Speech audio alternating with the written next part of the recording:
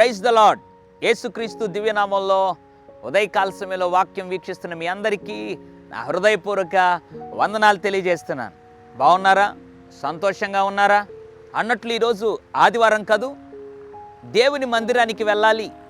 దేవుడు నాతో ఏం మాట్లాడతాడో, దేవుని మందిరానికి వెళ్ళి ప్రార్థన చేయాలి, లేదా దేవుని మందిరానికి వెళ్ళి సాక్ష్యం చెప్పాలి. ఈరోజు ప్రభువు సేవకుని నిలబెట్టి నాతో ఏం మాట్లాడినై ఉన్నాడో అన్న ఆశ, తపన, వాంఛ నీలో ఉందా? ఉండి తీరాలి. ఒకవేళ మందిరం పట్ల ఆసక్తి, మందిరం పట్ల వాంఛ నీకు లేకపోతే నీ జీవితంలో ఎక్కడో తప్పిపోయినట్లుగా ఖచ్చితంగా నేను దేవుని సేవకుడిగా చెప్పగలను. దేవుడు తన మందిరానికి నీవు ఎలా వెళ్ళాలి, ఏ ఉద్దేశంతో వెళ్ళాలి, ఎందుకొరకు వెళ్ళాలి, అక్కడ ఏం చేయాలో దేవుడు ఒక మాట జ్ఞాపకం చేయాలని ఆశపడుతున్నాడు. లేవికాండము 26వ అధ్యాయము 2వ వచనం, నేను నియమించిన విశ్రాంతి దినములను మీరు ఆచరింపవలను, నా పరిశుద్ధ మందిరమును సన్మానింపవలను, నేను యెహోవాను. దేవుడు చెప్తున్నాడు లేవికాండం 26:2లో, నా పరిశుద్ధ మందిరమును మీరు సన్మానింపవలను, నేను యెహోవాను. దేవుని మందిరాన్ని సన్మానించు. దేవుని పరిశుద్ధ దినాన్ని పరిశుద్ధతతో ఆచరించు. దేవుని మందిరం పట్ల గౌరవం, శ్రద్ధ, ఆసక్తి, మందిరంలో వెళ్ళాలి, పని చేయాలి.